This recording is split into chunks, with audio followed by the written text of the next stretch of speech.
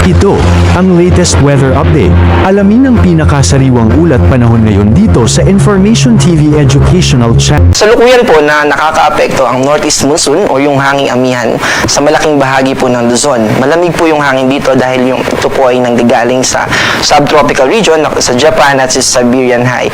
At ito po ay nagdadala ng mga kaulapan at mga pag-ulan dito po sa Cagayan Valley, Cordillera Administrative Region, Aurora, Quezon at Bicol Region. Sa kabila naman po, sa western part naman po ng Luzon, ay maaari po na makaranas tayo ng mga maaliwalas na kaulapan, pero may chance pa rin po ng mga tinatawag natin na isolated rain showers.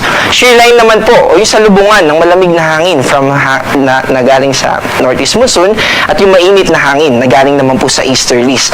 Yung ina-expect natin na makakaapekto sa eastern part ng Visayas. Naabot po ito hanggang sa Zamboanga Peninsula. Yung shear line po ay dahil nagsasalubong po yung dalawang hangin, nakaka-induce po ito, nakaka-produce siya ng mga convective clouds o yung mga kaulapan na maaari pong magdala ng mga malalakas na pag-ulan sa maikling panahon or oras.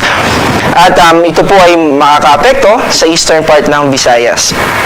Easterlies naman po yung ina-expect natin na magpapaulan or magbibigay ng thunderstorms dito po sa eastern part ng Mindanao. Kasama po dyan yung Caraga region at yung Davao region. Wala po tayo ngayon na binabantayan na bagyo or anumang sama ng panahon na maaaring makaapekto sa atin sa loob ng Philippine Area of Responsibility. Ito pa ina-expect natin hanggang sa susunod na linggo.